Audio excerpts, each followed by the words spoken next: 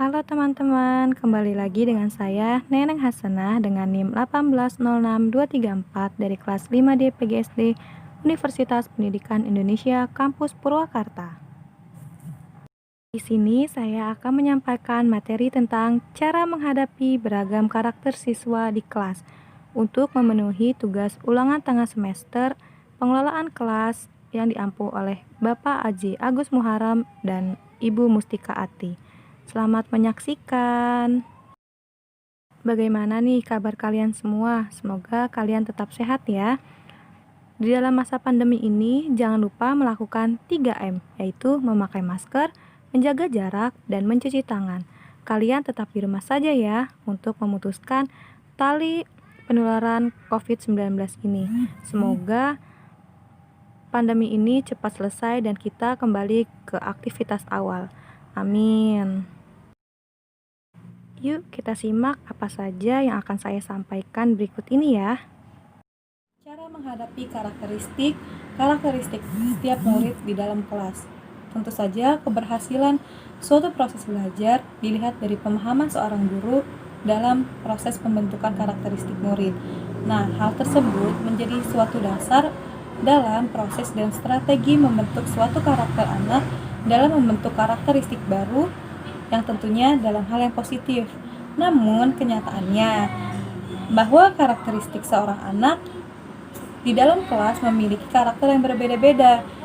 Dari keberagaman tersebut dapat disimpulkan bahwa seorang guru wajib mengetahui karakteristik dari setiap murid.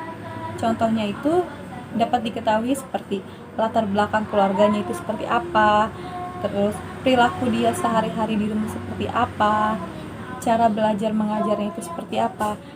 Hal tersebut harus diketahui oleh seorang guru agar mengetahui bagaimana perkembangan di kelas, sifat-sifat yang terlihatnya untuk menjadi karakter yang lebih baik lagi. Nah, sebelum lebih lanjut mengenai karakteristik oleh murid, kita kenali dulu yuk, apa itu karakter? Karakter adalah suatu sifat, watak, akhlak, atau kepribadian yang dimiliki individu dan yang membedakan antara individu satu dengan individu lainnya, atau juga disebut sebagai kepribadian sesungguhnya yang ada dalam individu yang membedakan antara individu satu dan individu lainnya. Begitu pula antara murid yang satu dengan murid yang lainnya dalam suatu kelompok belajar. Namun karakter tersebut bukan bawaan sejak lahir. Karakter tersebut merupakan proses perkembangan melalui proses belajar di lingkungan keluarga, lembaga sekolah, atau lingkungan sosial di mana murid itu berada. Karakter individual itu unik karena memiliki kemampuan dan tingkatan yang berbeda. Adapun beberapa hal untuk mengetahui perbedaan karakter individual dalam hal proses pembelajaran. Nana Sujana tahun 2007 halaman 116 mengemukakan bahwasannya terdapat 6 perbedaan karakter individual yang ada pada setiap murid, yaitu pertama yaitu perkembangan intelektual. Kemampuan belajar terutama untuk memahami dan menggali informasi dan materi untuk masing-masing murid tentunya tidak sama. Ada murid yang cepat dalam belajar dan memahami materi, ada juga yang lambat dan perlu bimbingan tersendiri untuk dapat mengetahui materi yang ditangkapnya. Yang kedua yaitu kemampuan bahasa, lebih tepatnya yaitu komunikasi.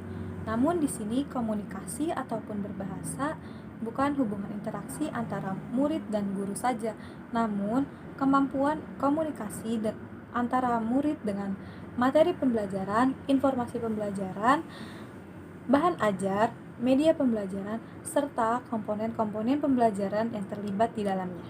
Yang ketiga, yaitu latar belakang pengalaman. Seorang murid yang mendapatkan informasi yang relevan akan lebih cepat memahaminya, bukan dalam hal memahami materi, namun juga cara gaya belajar, metode pengajaran, serta hal-hal yang dilakukan dalam proses pembelajaran. Yang keempat, yaitu gaya belajar, bahwa seorang murid memiliki kebiasaan dan gaya belajar favorit dalam mempercepat pemahaman materi yang dipelajari, bukan hanya dalam kebiasaan gaya belajar, namun adalah suatu kondisi tertentu. Misalnya, seorang murid lebih cepat memahami materi dalam keadaan hening, sepi, sendiri. Ada juga seorang murid yang dengan gaya belajar yaitu perlu mendengarkan musik dengan keramaian. Nah, hal tersebut memiliki gaya belajar yang berbeda-beda. Yang kelima yaitu bakat dan minat. Bakat dan minat yang dimiliki oleh setiap murid sangat penting untuk digali dan dikembangkan sebagai pengoptimalan kemampuan yang dapat dikembangkan. Misalnya, seorang murid yang lebih menyukai pelajaran matematika, ini merupakan minat. Ada juga murid yang lebih suka praktik fisika, ini merupakan bakat. Nah, masing-masing murid itu memiliki bakat dan minat yang berbeda-beda. Bagaimana cara guru masing-masing untuk menggali potensi yang dimiliki seorang anak untuk dikembangkan lagi minat dan bakatnya melalui ekstrakurikuler ataupun olimpiade yang diadakan di setiap sekolah atau lembaga pendidikan. Itu kepribadian merupakan reaksi atau tanggapan terhadap sikap dan perilaku guru yang dilakukan saat mengajar di kelas. Dengan mempertimbangkan individualitas dan karakteristik murid dan berbagai dimensi perkembangannya, guru tidak asal suka begitu saja mengembangkan sistem pengajaran di kelas maupun di sekolah.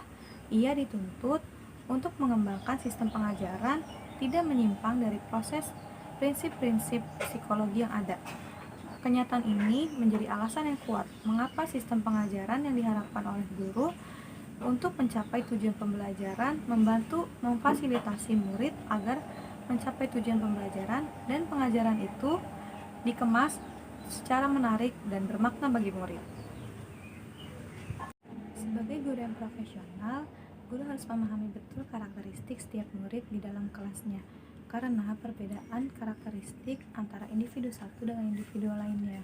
Disinilah peran fungsi serta tanggung jawab seorang guru di sekolah bukan hanya sebagai mengajar, melainkan harus memahami karakteristik perilaku murid sehingga guru bukan hanya mengajar di dalam kelas, melainkan guru juga memiliki peran sebagai pendorong atau motivator, yang kedua sebagai fasilitas murid untuk mencapai tujuan belajar, dan yang ketiga adalah sebagai pembimbing.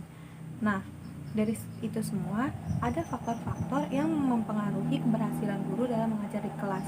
Menurut Luqmanul Hakim tahun 2010 halaman 91 terdapat 3 aspek keberhasilan guru dalam mengajar. Pertama, yaitu kepribadian. Kepribadian atau sikap pola kepemimpinan guru akan terlihat jika guru melaksanakan tugasnya di dalam kelas. Lalu yang kedua, yaitu pandangan terhadap anak murid. Proses belajar mengajar, guru memandang anak murid individual dengan guru memandang anak sebagai makhluk sosial itu akan jelas berbeda. Prosesnya pun berbeda dan hasil prosesnya pun akan juga berbeda. Lalu yang ketiga, itu latar belakang. Latar belakang guru yang memiliki pengalaman keguruan akan lebih mudah beradaptasi di lingkungan sekolah karena ia sudah dibekali sebuah teori sebagai pendukung pengabdiannya. Maka dari itu tingkat kesulitan yang dialami oleh seorang guru akan jelas berbeda dilihat dari pengalamannya.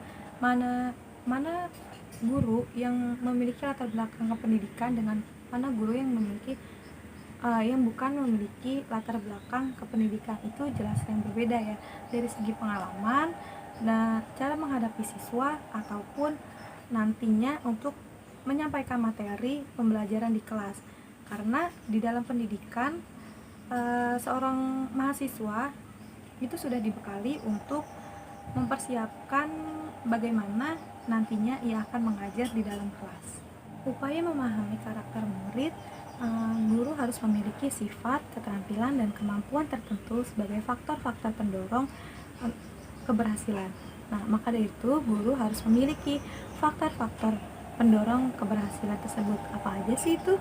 Nah, yuk simak. Pertama, yaitu kasih sayang. Kasih sayang terhadap murid yang sedang mengalami kegagalan atau mungkin mengalami tingkah laku penyimpangan dalam proses belajar. Kasih sayang tanpa pamrih akan membantu murid dalam mencapai keseriusan pembelajaran di kelas.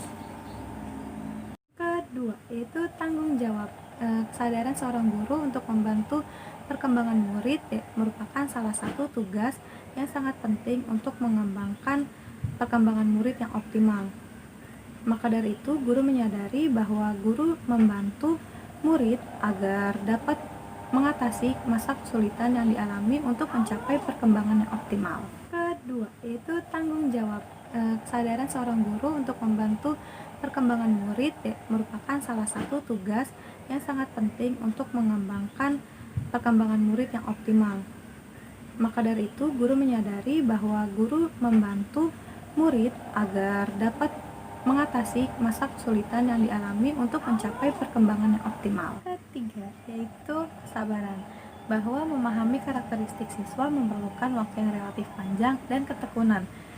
Maka dari itu, guru bekerja dengan jiwa dan perilaku yang sangat kompleks. Hal ini bahwa seorang guru harus mencari atau melakukan berbagai cara untuk memahami karakteristik siswa agar dapat mendapatkan informasi secara lengkap mengenai data kepribadian. Guru dapat menentukan bagaimana perlakuan yang harus diterapkan pada setiap murid. Guru juga harus memperhatikan masing-masing murid, sehingga guru bukan hanya mampu memberikan perlakuan secara umum pada tiap kelompok atau kelompok belajar, namun juga guru mampu perlakuan khusus yang tepat pada masing-masing individu, terutama individu yang memiliki karakter berbeda dengan karakter murid pada umumnya. Misalnya, pada sebuah kelompok belajar, terdapat seorang murid yang selalu mendapatkan nilai rendah dibandingkan murid lainnya serta kurang mampu mengikuti pelajaran, maka guru perlu mengetahui perbedaan tersebut, mencari tahu penyebabnya, serta juga memberikan perlakuan khusus pada murid tersebut agar tidak tertinggal dengan murid yang lainnya. Guru atau pengajar atau mentor harus membuat perencanaan, pelaksanaan, dan penilaian yang berbeda-berbeda antara pembelajaran pada individu satu dengan pembelajaran pada individu lainnya. Perbedaan-perbedaan yang sudah disebutkan di atas sangat perlu diperhatikan sehingga mampu mengelola dan melaksanakan pembelajaran individual maupun kelompok dengan tepat dan sesuai dengan sistem pendidikan yang dipakai dan diterapkan. Ya, dengan ini saya dapat menyimpulkan bahwa siswa beragam harus dilayani secara beragam dalam pembelajaran dengan memenuhi kebutuhan atau cara belajar siswa. Salah satu caranya adalah membuat pembelajaran dalam bentuk fragmen-fragmen kecil dengan kegiatan yang memenuhi tipe-tipe siswa belajar. Selain itu juga, untuk memenuhi atau memahami karakteristik siswa, terdapat faktor-faktor pendorong bagi seorang guru. Yap, sudah selesai materi yang dapat saya sampaikan. Kurang lebihnya mohon maaf, semoga bermanfaat untuk kalian semua. Dan jangan lupa like, comment, dan subscribe ya. See you!